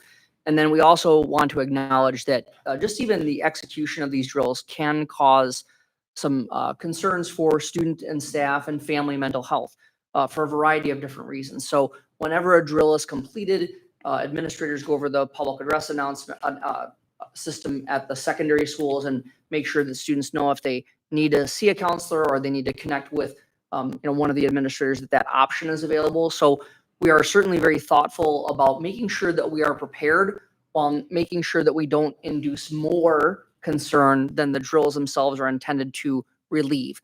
And so we certainly don't know the burdens that every human being comes to our school with each day. They may have a connection to an event that we're not aware of. And so we're just trying to make sure that without prying, that people know that our staff are available to support students and staff and families, of course, as needed. So just wanted to make sure, I think this is heavy on the security part, a little bit less on the mental health part, and we wanted to acknowledge that as well. Great. Thank you. All right, thank you, Justin. Yeah, thank you. All right, our next item is the Policy Committee recommendations, and Superintendent Hillman will present the Policy Committee's recommended changes to several policies: 414, 1836, 437, 438, 447, 91. They're listed in your memorandum. This will be an item for individual action at the August 11th board meeting. So as Claudia mentioned, there are numerous policies that are up for review tonight. These obviously are not being asked to be approved this evening. They will be asked to be approved at the next board meeting. This is a combination. So this is the time of the year when the legislature adjourns. There are many policies that are required to be updated. It could be more of a substantial policy update because of an action that the legislature took. But even if the legislature takes an action that simply renumbers a segment of the law, we may need to do something with a cross-reference or something along those lines. So that's why you see so many of the policies here tonight. In addition, we also continue to regularly review our policies. Our goal is to review every policy at least every 5 years. And so we continued with the policy committee to go through those.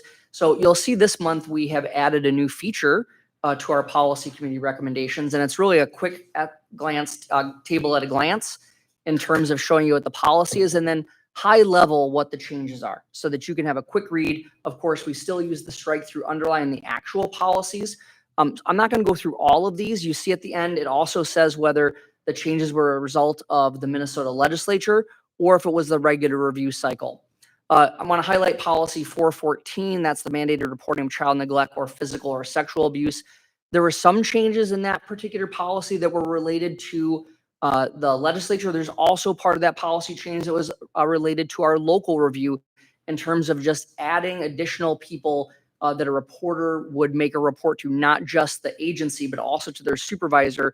And there's also a new reporting checklist that we ask staff to use when they're making a report. So just many of our staff don't make that report very frequently. And so just giving them a quick checklist of 4 different types of reports that they could make. It could be following up on a bullying report. It could be following up on a Title IX report. It could be on a mandated child neglect report. But we're giving staff that quick hitter of here's the checklist of what we need to do. You'll see many of these. I'm not going to go through all the ones that just simply say Minnesota legislature change. You'll see a number of these also have things around just aligning the purpose statement to the strategic plan. That's something that the board has been making sure that we do, is that's an area of policy where we can really customize what's the purpose of the policy. You will see as we continue through, you'll see there's some changes based on statute to student attendance.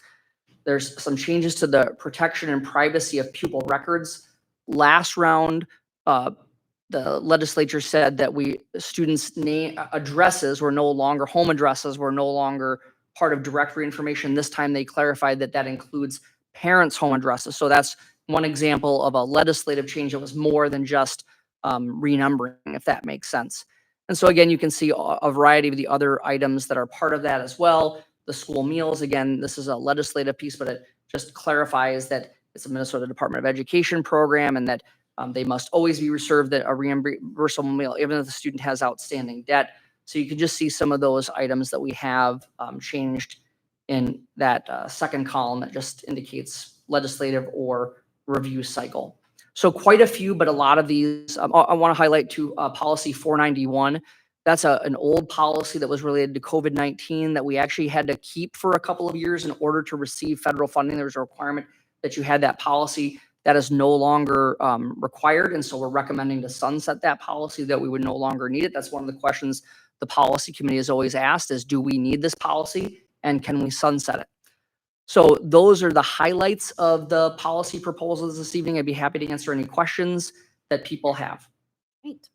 Any questions from the board members? Okay, Jenny. Thanks, Claudia. I don't have a question, but I just wanted to say thank you for adding this new factor in, because it, going through it, it saved me asking about 5 questions about these policies. So thank you. And if there are suggestions of how to improve that in the future, again, just trying to give you a quick hitter list. It's something we actually did for the policy committee for a while, and we thought we should be bringing this forward to use it with the board as well. I'm happy that it's meaningful for you. Anyone else? Questions? Comments? No? Okay. Then we are at our next item, which is the consent agenda. As a reminder, there were some personnel items in the table file added to the consent grouping. Is there anything anyone would like to pull from the consent grouping for separate consideration? Is there a motion to approve the consent grouping? Moved by Amy. Second by Maggie. Thank you. Okay, all those in favor say aye. Aye. Opposed? Okay, motion passes. The next item is our items for individual action. We do have one resolution tonight. First up is our policy committee recommendations. I'll take a motion first and then we can discuss. Okay, thank you, Corey. Is there a second? Thank you, Ben. Okay, is there any discussion on the policy recommendations? Policy committee recommendations. I just want to highlight for folks who are watching at home, the policies that we're talking about tonight really are the Student Citizenship Handbook. That is the district, in effect, the district's discipline policy. We did provide an opportunity for parents to come into this space or interested people from the community to discuss the Student Citizenship Handbook. We didn't have anyone come in this year, so I just thought, I've told board members we were going to have that opportunity. We did not have anyone participate this year. And then the other items that we're asking you to approve are those attendance procedures that were outlined. And you'll notice several changes from the last time to this time based on the board's feedback.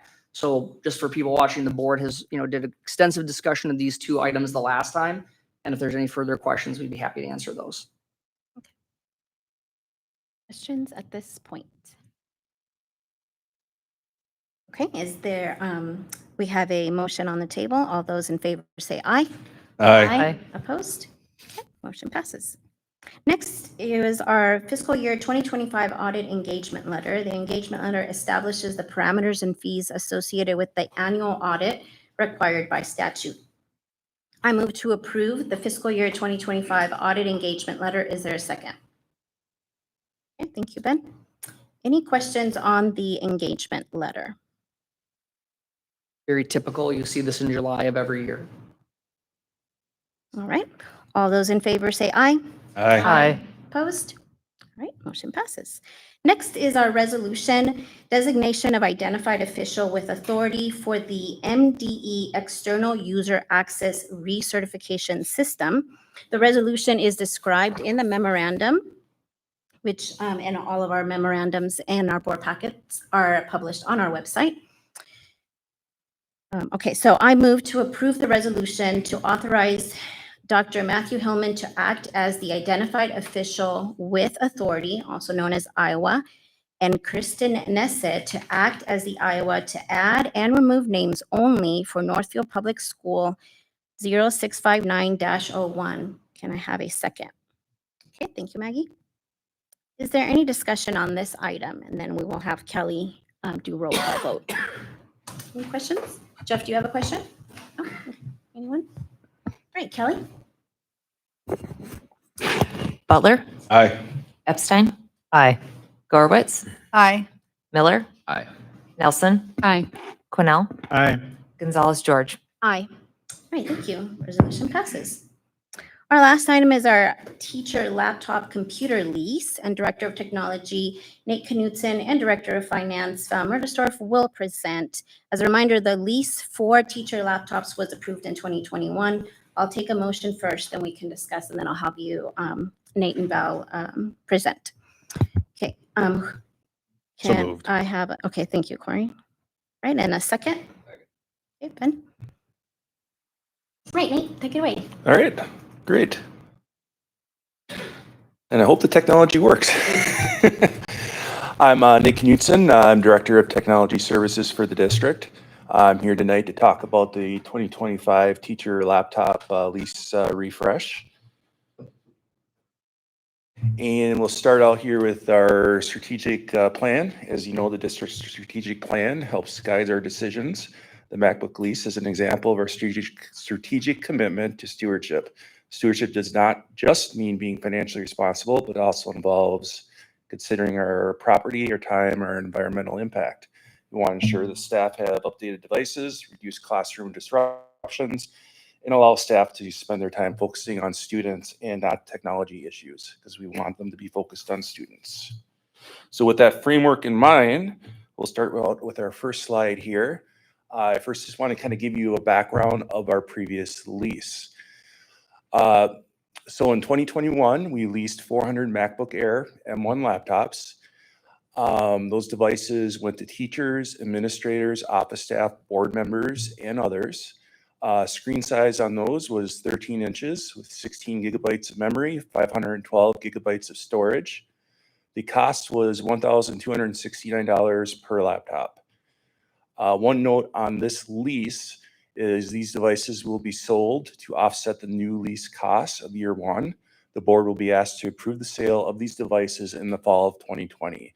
It's very similar to what we did 2 years ago with the student iPad lease. When that lease ended, the proceeds we got from the sale went to the first year of the new lease.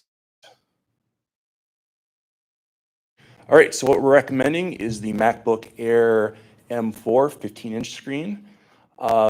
The reason being is compatibility. The MacBook Air M4 remains compatible with our current classroom technology, such as screen mirroring and Apple TVs throughout the district.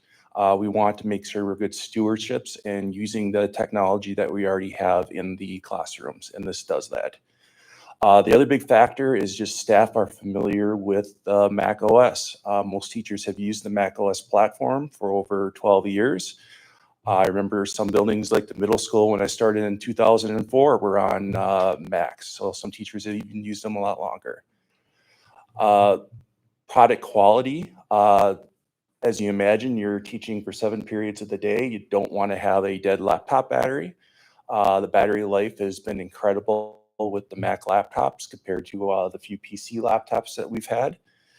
And another nice thing is we had very few hardware failures with the Mac laptops.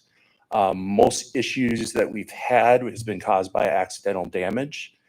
However, this last year of the current lease, we have been seeing an uptick with complaints that the battery life is not lasting as long, and then issues with the screen where I think it's just the cable going in between the computer and it's just starting to wear out. The price for the new MacBook Airs M4s is $1,279 per laptop. And again, this is with a 15-inch display.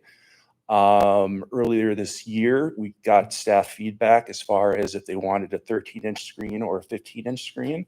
Overwhelmingly, 70% of the staff came back wanting a larger screen size. We wish we could accommodate everybody's preference, but it just doesn't make sense. So we went with the 15-inch display. And in actuality, that was only $10 more than our previous lease 4 years ago as far as costs. The memory storage will remain the same. The other item is the Apple Care Plus for schools. Basically, this will cover accidental damage and replacement. And it's not something that we did in the previous lease. And to kind of give you some background, if a laptop was broken, we would end up sending it to a third party. That third party would fix it, bill us, send it back. If that third party was not able to fix it, they would just send the broken laptop back to us.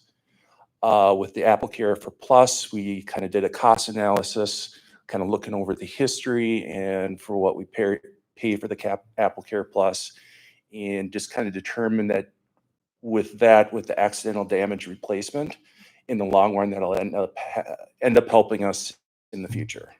So we went ahead and included that in this year's lease. All right, lease detail. Basically, things that we considered is how many devices are actually, needed. Considerations, again, is just staffing. And then ready to go laptops in case of breakage and repair. We want to make sure that a classroom teacher who maybe's laptop just decides to quit working, we are able to bring them a not brand new, but a laptop to get them up and running as quickly as possible. We want to reduce that student disruption in the classroom and just get that teacher teaching. One thing's for how many units, proposing 425 MacBook Airs. That's again the 15-inch model. And there is an increase from our previous year of 25 devices. And the reasoning there is back with the previous lease, the district actually owned 20 laptops outright. And now those laptops have become obsolete, and we're rolling those into this current lease to cover all those type of devices. And then the lease costs are funded through the operating capital budget. The 25-26 operating capital budget was approved at the February 24th, 25 board meeting and included the annual MacBook Air lease costs. So that already kind of came in front of you when we were approving capital. Now I just want to get into a little bit more detail here about just kind of the yearly costs of the lease.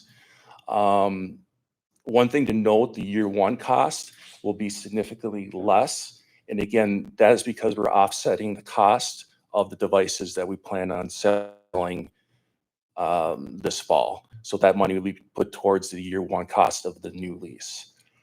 Overall, over the 4 years, the total cost is $649,400.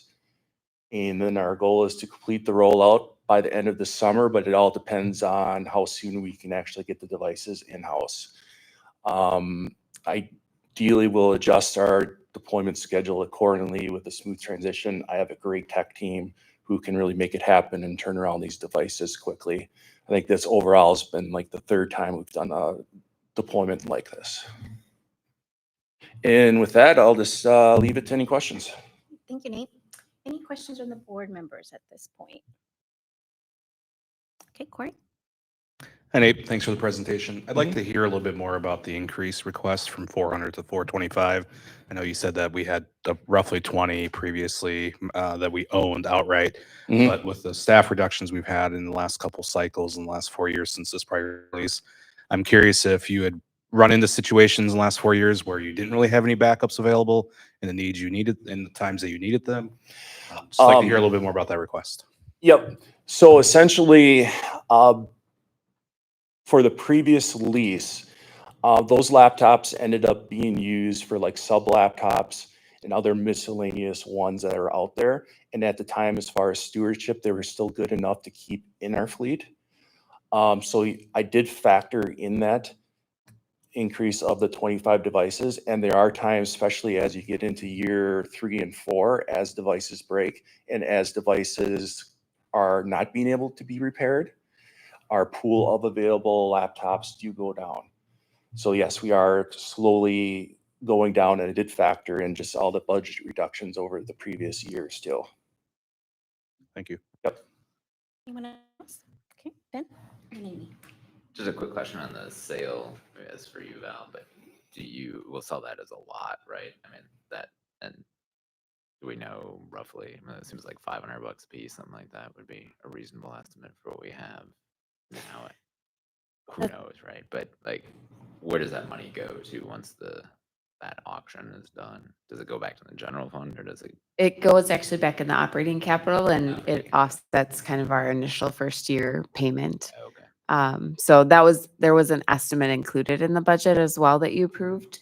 Not that you saw that level of detail, but I believe we had, I want to say 75 or 100,000 included in the budget. Again, it depends on the devices and the condition they're in, but we do sell them as a lot, and we do typically a sealed bid process, and then based on we've learned. This is our third time selling devices, and some places want to give you like A, B, C, and it's a very subjective based on the vendor. And so we have basically said, we want your best dollar. And that's how we assign the bid. So that's worked pretty well for us in the past. I think with our last iPad, we got $360,000. It was a pretty substantial payment. I don't recall off the top of my head what we did with how much we got for our last lease, but it's usually a pretty solid and competitive. Yep. There's quite a market for reselling educational devices. And I'm so. fairly certain that we actually got more than what we had anticipated several times when we've made these sales, or the actual sale outperformed what we had projected. We always Almost want to go, always. yeah, we always want to go in conservative and then be pleasantly surprised when we open the envelopes. But these, one of the nice things too about just Macs in general, or even iPads, they do hold their value a lot better than PCs. So they are in a lot more demand. Amy? I just had a question on terminology. We're calling it leasing, but it seems more like we're purchasing them, but then having payments over time because we end up owning them. So if you could just clear up my confusion as to why this is a lease. The technical term is lease to own. So we make payments, and then once we pay it off, we buy them for $1. It's a dollar buy option. It's all included in the lease language. We did historically lease it and then return them, but actually purchasing them and reselling them has been much better financially for the district in terms of what we receive. So it is a lease to own. We pay interest, and they're listed as on our insurance and all the things. So Thank you. yep. Anyone else? All right, so we have a motion to approve the recommended MacBook Air teacher laptop lease option and associated costs. All those in favor say aye. Aye. Opposed? Aye. Right, motion passes. Thank you. Thanks. Thank you. All right, our next item is items for information, and we have a construction update number 12. Dr. Hillman, would you like to comment on your report or let it stand? I will let it stand and take any questions that board members have about it. Okay, and the report is in the board packet and published on our district website. Are there any questions for Dr. Hillman at this point on the construction update? All right, then we will move on to item B. That's our annual fundraising report, and Val will review the fundraising report as required by policy 713.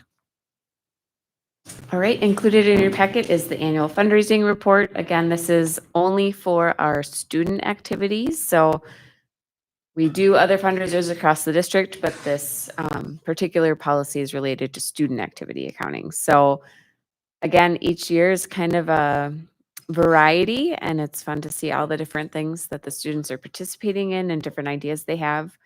I will say the newest addition is FFA, and so you can see they were actively fundraising this year to support all the exciting program developments that they are working through. But overall, it's pretty self-explanatory, but if anyone has questions, I'm happy to answer them. Any questions? Nope. Okay, thank you.